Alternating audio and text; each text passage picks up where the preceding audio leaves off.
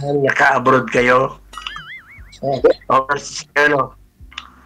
Taga-saan talaga? Taga-saan kayo dito sa Pinas? Diyan po ako nakatira sa Quezon City, but ang province ko po sa Leyte, sa Tacloban, Leyte. Sa Tacloban, Leyte. Waray-waray. Waray-waray di ka. Waray bugas. Kasi doon dyan ka, matagal ko nga po sa Waray eh. Sa Samar. Matagal ko dyan sa Waray. Oo. Pero sa Tacloban. Bakit po nakarating kayo doon? Asawa niyo po taga roon? Wala man akong asawa. Bakit po? Yung asawa kasi ano po?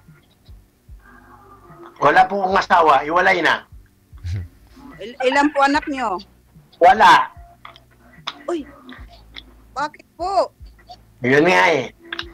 15 years akong may nag-asawa pero wala akong nagkanak. Kaya nag-iwalay natin. Iniwan niya ako, hindi na ako makanak. Hindi makabuo? Hindi marunong. Taga saan po kayo dito sa Pilipinas? Dito lang sa dito sa Angeles, sa Pampanga. Angeles. Opo, alam ko po 'yon. Pero tumanda ako sa Cebu. Kasi marunong po kayo magbisaya. Kabalo. Kabalogam. Ako po. Marunong po. Doon naman ko sa Cebu. 32 years ko sa Cebu. Hanggang ngayon, meron pa akong business doon. Mula ko din sa amin sa Pampanga. Meron pa akong kung masisearch niyang electrical contractor. Ako po may-ari. Kayo po may-ari. Wow. Ako nasa Cebu. Umuwi lang ako dito sa Pampanga. 4 po anak ko. Malalaki na po yung anak niyo, no? Opo, yung youngest ko po, 22 years old. Malaki na, marami ka na nga po. Mayroon na po. Maganda yan. Naku, hindi maganda. Wala akong anak eh. Wala akong mabuo. Asan na po asawa nyo? Magkatuluyan po kayo. Gawa na lang po kayo ni ma'am DJ! Hindi na nagagawa DJ eh. Kaya 17 years kong asawa, 1993. Tapos nagwalay kami 2010. Asan na po asawa nyo? Nasa Zamboanga. Kasal po kayo? Kasal, pero ano na? Good job. Ako po, divorce na po, of course. Mas maganda, divorce na. Pero nandiyan kasi, layo. Kahit gusto kita puntahan, hindi kita mapuntahan, layo. Malay mo, pa uwi ko, magkikita po tayo. Baka matagal pa yun. Hindi po, umuwi po ko every year. Umuwi ako yung December. Mas maganda. Every year po nauwi ako sa Pilipinas. Totoo ito, naghahanap lang ako ng mapartner ko talaga eh. Kasi tumatanda na ako eh. Kailan pa ako kayo naghiwalay, sir, ng asawa nyo? Ilang taon na po? 14 years na. Tagal na pala. Matagal na palang walang asawa to, ma'am. Matagal na. Kaya ang ginagawa ko yun, meron din akong bahay dito sa Pampanga. Minsan nagbabakasyon lang ako dito. Pero taga Cebu ako, yung may business ko taga Cebu. Kasi ako sa Coca-Cola, San Miguel, ganun ba, yung mga semento, gumagawa ng mga semento. Yung po ang business niya? Sa Cebu kasi maraming produkto dun, maraming company. Maganda po yung pag nagkatuluyan po tayo, ako po magmamanage ng business mo. Sana.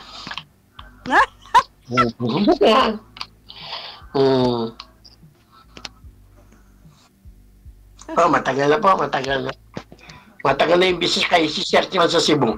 Tuwa, Tagaliti kayo, di ba? Opo. Malapit yung Cebu Tacloban, 25 minutes lang. Sa plano.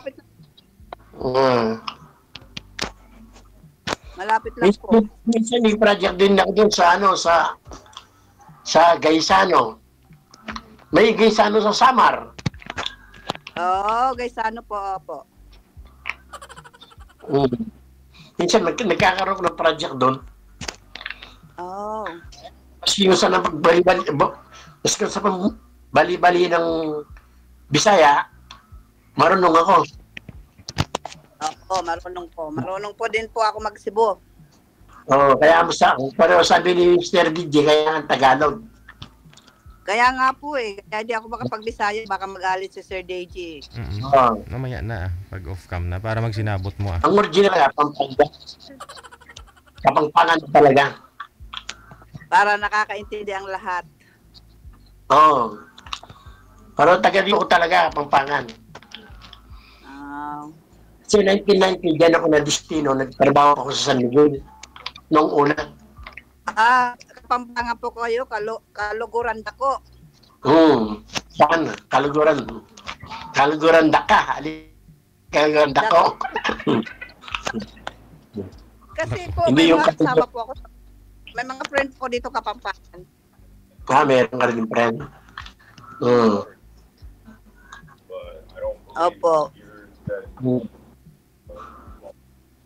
So ano po nasaan po kayo ngayon? Nasa Pampanga po? Nasa Pampanga ako. Sa sentro ng Pampanga, sa Angeles City. Angeles City, open. May bahay ako dito ngayon eh. Ano po? May bahay ako dito, yung nanay ko nakatira. Dito sa Pampanga. Pero sir, sa kulang-kulang 2 dekada, nahiwalay ka na sa asawa. Wala po kayong naka-live-in ulit o girlfriend? Wala. Ngayon pa lang Pero talaga. talaga makita dito kasi yung nag-aanap ako yung magandang Magandang. Hindi yung nagkekera lang. Hindi. Yung makatulong sa akin ba? Pag matanda tayo. Hindi yung pipirahan ka lang, ganon. Ito si mama, sigurado. Hindi to ganyan, mampira. Kasi marami namang pira to si mami. Marami pera. Kasi nandun sa Alaska. Di ba? Sir DJ, sana. Tama yung iniisip mo, Sir DJ. Gusto ko yung 50 edad. Ayoko yung bata talaga. Opo, mahirap po yun. Mahirap. Hindi, yung bata kasi hindi maganda sa hirap at ginawa. Puro ginawa lang gusto yun. Yung hirap, ayaw nila. Puro lang ginhawa po.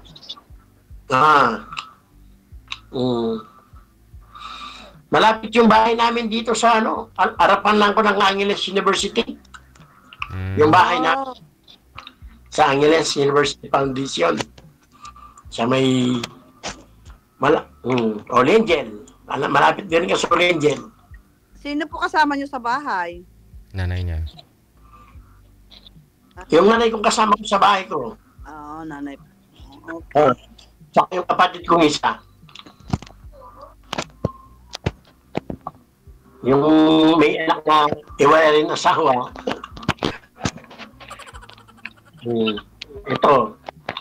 Ito kasama ko yun, pero minsan babalik na rin ako sa Cebu niyan eh.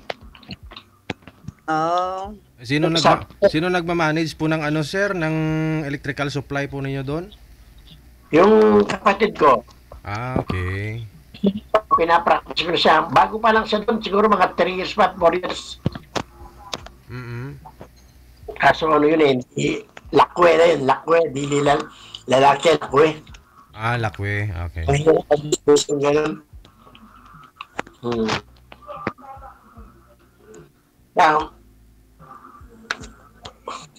Kayo po, ano pong trabaho niyo dyan? Sa hotel po. Hotel.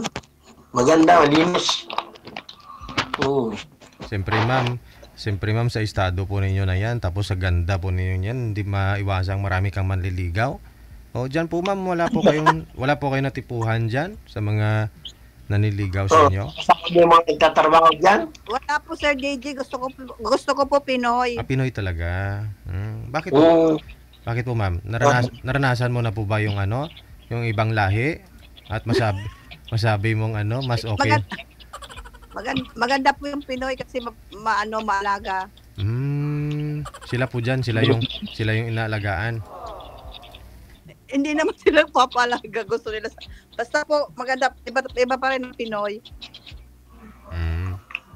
18 years na po ako dito sa Alaska. Ay, tagal mo na. Ano po yung divorce ma'am? Saan po kayo nagpa-divorce? Sa asawa po ninyo dito sa Pinas o diyan? Dito po ako nag-divorce.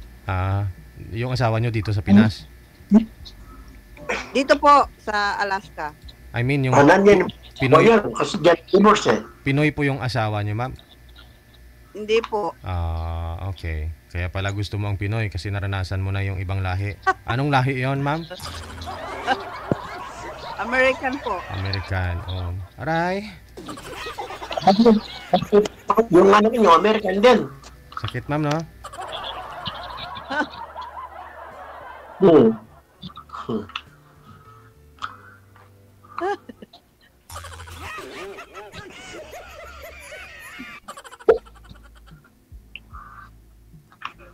Wala ka nang itatanong. Kayo po. Baka po may tatanong po kayo. Yan ang importante. Yung totoong istorya. Hindi yung Kayo po. Totoong Mm. istorya po. Wala pong kasinungalingan. Katotohanan lang po. Katotohanan din ang sinasabi ko. Hindi lang ako magkaanak.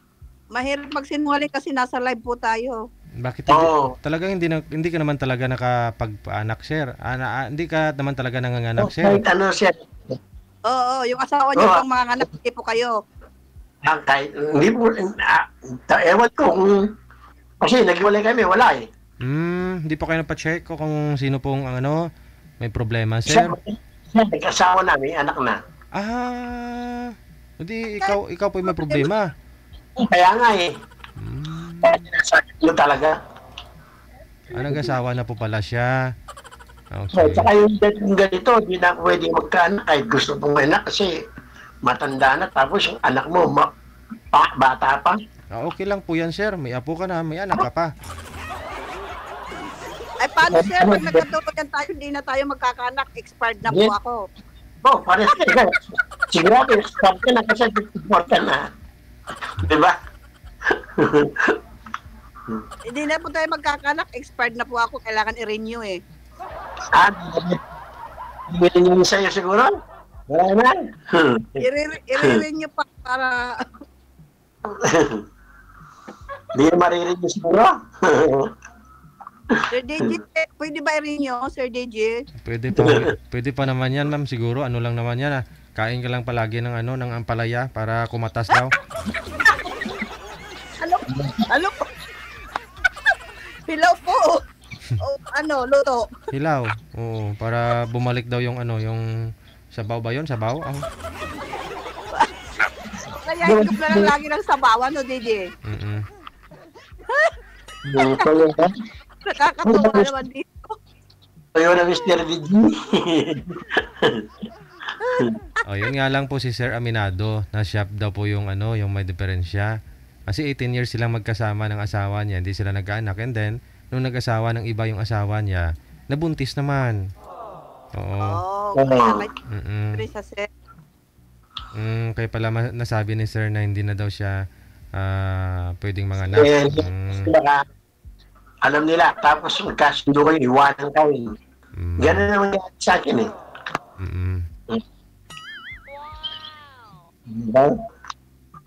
Okay lang po yun, sir. Basta happy lang. Okay lang. Basta happy lang kasi matanda na eh. Kung pwede nga. Okay po lang po matanda. Hindi pa po kayo matanda. Masyado. Sa panahon ngayon, sir, ikaw may business naman. Siguro, kahit magkaroon pa kayo ng anak sa ibang babae, kaya nyo naman po sigurong i-secure yung buhay ng bata, di ba? hanggang sa pag-aaral niya, pagtanda niya siguro. Oh. Matanda po yan. Malaki na ano yung anak niya eh. Hindi. Sigurado, nag-aaral yan eh. Opo, isa na lang po nag-aaral ko yung youngest ko po. Yung tatlo po may asawa na, yung isa na lang yung bunso. Tignan mo, yan taon na yung bunso. 21 po. Ilang year na? Third year college na po. Tingnan mo, dalawang taon na lang. Matatapos na o isang taon na lang pwede. Ano bang course niya? Mid-tech po, mid-tech. Mid-tech. Maganda. Opo. Matatapos na po. Pag nakatapos na, pwede na po ako mag-asawa. Yun o. Pwede tayo magkita. Po? Kahit hindi mo matapos, magkita tayo. Opo. Sige po, pag-uwi ko po. Punta kita papuntahin kita sa Cebu. O kaya dito sa Pampanga. Opo, pupunta po ako ng uwi po. O kaya ako pupunta Manila. Pupunta po kami ng Cebu. Sige po, mag-usap po tayo sa Opcam. Tatawag nga rin si Mr. DJ, tawag ka uli. Opo.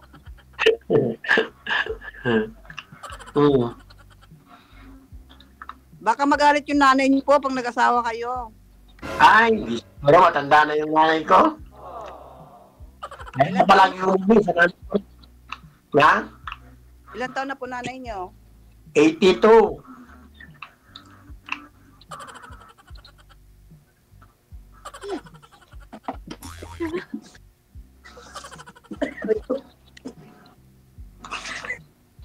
Hold on, sandali lang po.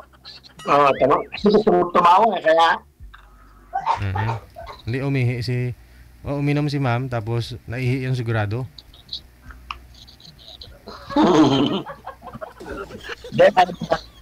Parang tumatawa, umalis. Pinigilan niya yung ubo niya eh. Ayun na. Hindi ko uminom po kasi ako ng kape, napatawa ko. Ba't po kayo natawa? Ba't po kayo natawa, ma'am? Nag-message po yung anak ko, sabi niya, ay, may bago na po akong daddy. Joke. Nanonood po pala yung mga anak mo ngayon, ma'am. Opo, sabi ko pa sa kanila, nakasalang po ako sa DJ, kaya kinuntak ko po sila lahat ng pamilya ko dyan sa Pilipinas, nanonood po sila, Sir DJ. Sir, ayun na pala. Nanonood po pala yung mga angkan ni ma'am.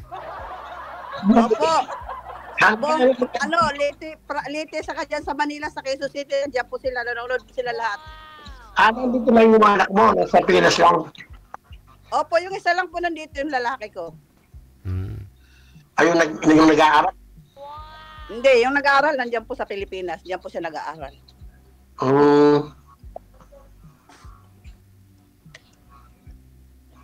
Sir DJ, sabi ko po, isasalang niyo po ako. Tinawagan ko po sila lahat. Sabi ko, manood kayo. Tapos tapos nag-PM po sa'yo, anak mo na may daddy na daw silang bago? Sabi po, Sir DJ, ng anak ko nag-PM, Ma, may bago na po akong daddy. Sana all. Ayun, sir. Kasi nalulungkot po sila. Sana all. Nalulungkot, ma'am? Masaya? Sana all. Hindi ko po alam, basta sabi po niya, may bago na raw siyang daddy. Nakatawa ka, nakaubo. Kasi uminom po ako ng kape. Inom pala ng kape. Napatawa bigla ako, nabasa ko yung message niya. Okay lang po yun, sir. Malay mo po, magkasundo po tayo, di ba? Walang masama. Binata po kayo, dalaga po ako. So, baka ikaw na ang mintubi ko, di ba? Makabuo pa kayong dalawa, Makabuo pa tayo, di magkakita sa akin, Makabuo yan, basta walang tulugan, Opo. Sir, Yes, sir. Kaya nyo pa po, sir? Kaya nyo pa po? Kaya nyo pa po? Kaya pa, oy? Oo, sige. Kakayanin. Dadalhin pa kita dito sa Alaska. O magtatrabaho ka dito. Gusto mo? Hindi na siguro pupunta ng yun, ha? Bakit Kaya ako, po? kahit dito sila sa Pilipinas, mabuhay naman ako siguro. Ano po? Kahit sa Pilipinas, mabubuhay naman ako dito. Oo po. Kahit Pagpupunta ko dito, kasama kita pag mag-asawa na tayo. Ikaw naman, sir. Siyempre po. Alam kita dyan. Sasama kita. Hindi ko magtrabaho siguro dyan. Maganda yung... Hindi ka nagtatrabaho. Magbakasyon ka lang po dito. Yung bakasyon, pero yung trabaho, hindi ko pwede dyan. Opo. Kasi may business po, contractor. Oo. Sige po.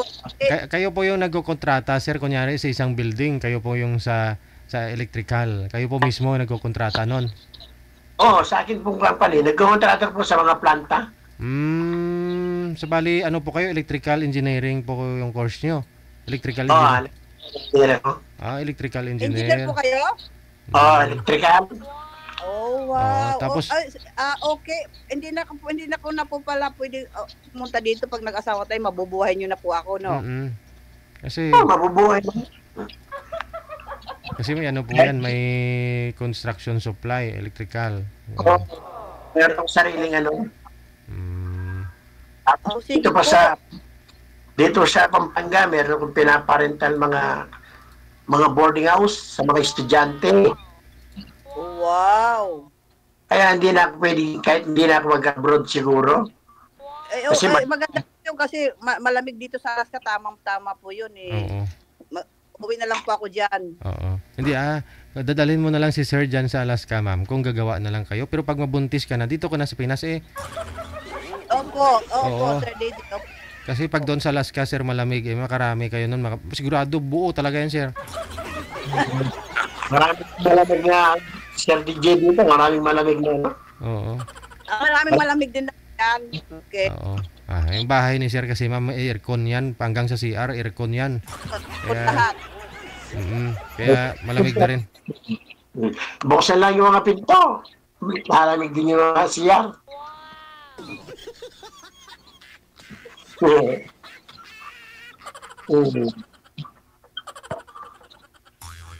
Engineer pala si Sir eh. Yung mga Kaya pala pinto. ako eh. Ha? Engineer pala si kaya niya ako Babalik buhay, Sir David. Oo. O sige, ano po tanong niyo po? Ano po tanong? Wala na. Gusto ko lang talaga mag-iano sa DJ. Ano po ang pangalan niyo? Jomar, ano po? Jomar po, okay. Jomar Iko. Oita. Iko. Oh, Jomar sige. Mm. Walang ICO. Sa off-cam na po ninyo, ibibigay yung mga full name ninyo, Facebook account ninyo. Bawal po yan dito, sir. Mamaya, sabi mo nga, baka ayaw mo sa babaeng pira lang gusto sa'yo. Nalaman nilang engineer kayo, tapos marami kayong pupahan. Nung kontrata pa ho kayo, sir, sigurado, tadtarin ka ng PE mamaya pag malaman nila yung pangalan mo, Jomar Iko. Ay, sinabi ko na, nano. Sir JJ, magawan pa ako. Ayun lang.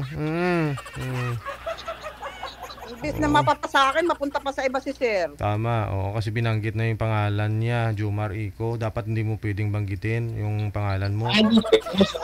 DJ. Oo. Tawa ko kasi pati yung pangalan, First name lang dapat. Pag kayo po, para lang po yan sa kausap mo yung totoo mong pangalan.